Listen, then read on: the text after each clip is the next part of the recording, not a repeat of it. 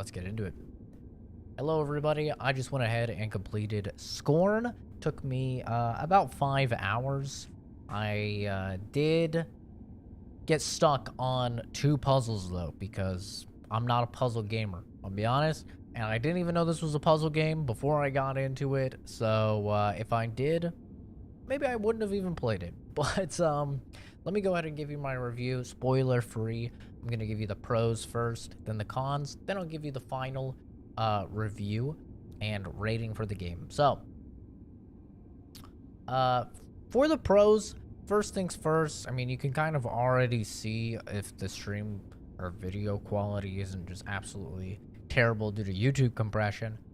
The game is visually remarkable. It's very, very pretty. I mean, it's not the best game I've ever seen. You know, it's no Detroit Become Human or, you know, Red Dead 2 or anything like that, but, or Last of Us 2, but it's really, really good. It's definitely up there in the upper echelon. The game looks fantastic. The lighting work in the game is really, really well done.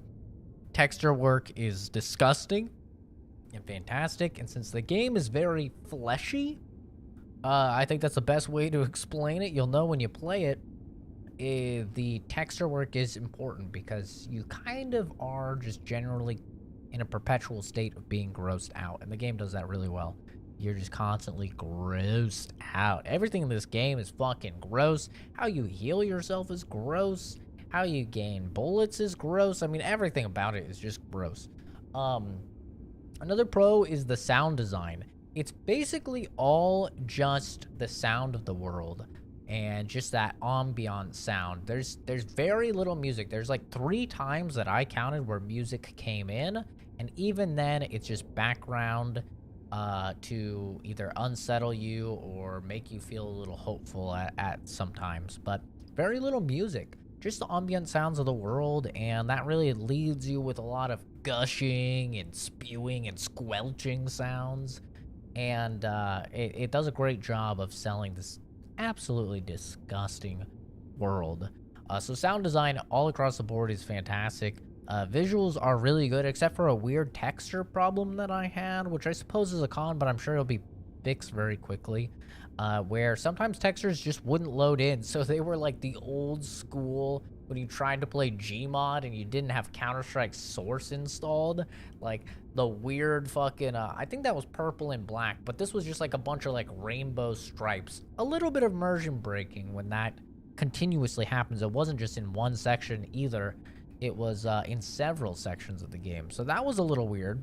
I'm just playing the Game Pass version of it on PCs with everything on, I believe everything on high. If we take a look at the video settings here, yeah, everything on high. So, I don't know, maybe turning some of the graphics down might help? I have no idea. But I'll also say that I really enjoyed the atmosphere and the design of the world, the level design was really, really cool at first, and it just feels unique. You know, you can draw parallels. There's some parallels to like Aliens for design and stuff like that. A lot of the Prometheus stuff for the ships and stuff like that is definitely taken as inspiration, but it's fairly unique for a game to play through, and I personally really like that. And I think that's about it for the pros. It's also very dark. If you really like dark and gritty and gory shit, like Outlast 2 was your cup of tea because you loved that edgy, gory stuff, then this game is for you. It's got all of that edgy goriness to it. But let's get into the negatives. There's no story to this game. There's none at all. There's 0 dialogue in the game. There's like grunts and stuff, but there's absolutely no dialogue. And I mean, you can see it right there. Your character literally doesn't even have a mouth. So that's why. I mean, there's no fucking dialogue in the entire game. The game also doesn't point you at any point in any direction. It does not tell you what to do. It doesn't tell you what you need to do. It drops you into this world and just says, figure it the fuck out. And for the beginning sections of the game, I actually really liked that. I really liked the idea of finding my way through this completely foreign land, and I was having a great time. It actually wasn't until a little bit later into the game, probably about 3.5 hours in, I got to a level, and I really disliked the level because it was so samey looking. I could not for the life of me figure out where the fuck I was. I kept going in circles, and it was very frustrating for me. On top of that, enemies kept spawning, so it wasn't even like I could be like, okay, well, there's no enemies here, so I've been here. Enemies continuously were spawning, and that was very frustrating for me because I couldn't tell where the hell I needed to go or what I needed to do, what the game wanted from me, and it was a bit of a bummer. Overall, though, I think the puzzles are done well. There is one puzzle. When I was talking about I got stuck on 2 puzzles, it's the same type of puzzle. There's I'm not spoiling anything, but it'll look like a triangle. You'll know when you get to it because it'll look like a triangle. That puzzle and the subsequent puzzles that were the same style, I was just stuck on for so long. And it was very, very frustrating for me. But I'm not good at puzzle games, like I said. So, you know, you pro gamers out there probably aced it on your first try. You're like, Zach is an absolute mongoloid. How could he not figure this out? But for me, it was frustrating. I didn't like it. I'm putting it in a personal con. Okay? And I will say the ending I was not a fan of. I'm not going to spoil anything, but I just really did not like how it ended. I was hoping, you know, you'd have this sort of eureka moment once you get to the end of the game and the whole thing makes sense and you really understand everything. You know, it explains it all. It's one of those situations. I've seen, you know, a few movies like that where you're just lost the entire time and then the end has some beautiful revelation and all of a sudden your mind is clear and you understand it. Not the case. Not the case. I even looked it up afterwards to see if maybe I just got a bad ending. Are there multiple endings? No, there's one ending, and it's just a bad ending. So, congratulations. We're all stuck eating this shit sandwich together if you finish the game.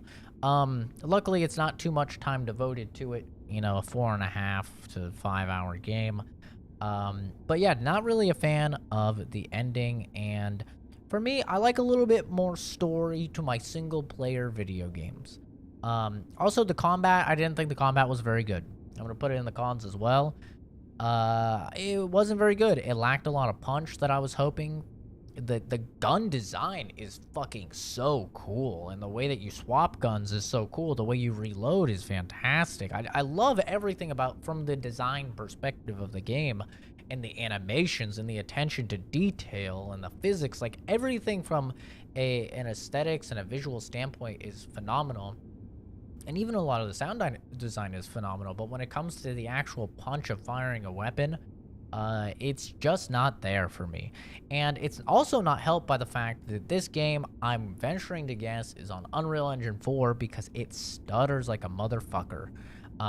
It's the same problem with Shadow Warrior 3, the same problem with swinging through the city in Spider-Man. A lot of these Unreal Engine games that are just fucking plagued with this stutter, man. I don't think Spider-Man was actually Unreal Engine 4, but Shadow Warrior definitely was, and several other games. It's just a problem with the engine, but this game is plagued with it as well. Every single time something new happens, stutter. It's very frustrating. You probably won't have it if you're playing it on Xbox, or I don't even know if it's on PlayStation. Since it's on Game Pass, I'm just saying on Xbox, but it's rampant on PC. Doesn't matter the settings, doesn't matter the resolution. It's happening a lot. And that's a bit frustrating, especially when you're trying to not be brutally murdered. You're trying to hit some shots and you shoot a dude and now it's stuttering. But yeah, didn't really enjoy the combat. Didn't like the fact that there's no story. Didn't like the fact there's no guidance at all. And I wasn't the biggest fan of a lot of the end game stuff. That entire level that looked the same was very frustrating, and then the final level of the game has a mechanic that you repeatedly have to engage in that I was not a fan either. That involves your hand. You'll know it when you play it, but I was not a fan of that. It grew tedious rather quickly, and I was like, okay, I fucking get it. Let's just move on. But yeah, other than that, I think that the game is a good enough time. I mean, it's a good enough time. You're not sinking too much of your time into it, and there's definitely some enjoyable stuff there, especially if you're a fan of like weird sci-fi horror stuff. So, evaluating it for a final rating as a Game Pass title, which for Game Pass titles, in case you don't know, I've made a video on the channel talking about a great way to get Game Pass for ridiculously cheap. So I evaluate Game Pass titles because there's so many ways that you can abuse the system. I evaluate them essentially as a $1 product because even if you're doing the very bare minimum to abuse Game Pass and just doing the Microsoft account and with $1, right, for a month of Game Pass, even if you're just doing that, which isn't even the most cost-effective way of abusing Game Pass because there's literally dozens of ways to do so. I'm evaluating this game, if you get it on Game Pass, as a $1 title. It's totally worth a playthrough. If you're playing it on Game Pass, you already have Game Pass, or you're just looking to, hey, maybe I'll pick up a month of Game Pass for $1, I'll play this, and then guess what? You'll have Plague Tale, you know, in the next week or whatever, and then you'll have Persona 5 Royal. You'll have all sorts of great shit. Game Pass is great. We all know that, but if you already have Game Pass, I'd say it's definitely worth your time. I'd give it a 6 out of 10. I think for me, a 5 is an average game. 6 is above average. I enjoyed my time enough with it, and I do think it's a good length to where right when you're starting to be like, okay, this is enough, it ends. But there's some really, really cool moments in it, and just disgusting moments in it that I personally thoroughly enjoyed. So as a Game Pass, 6 out of 10. If you're actually buying this game, let me check right now. We'll do some live research. How expensive is this game? Let me check just so we can be 100% accurate here. If my PC would fucking load. Scorn is $36. That can't be right. 40? Oh my God. Yo. No. No.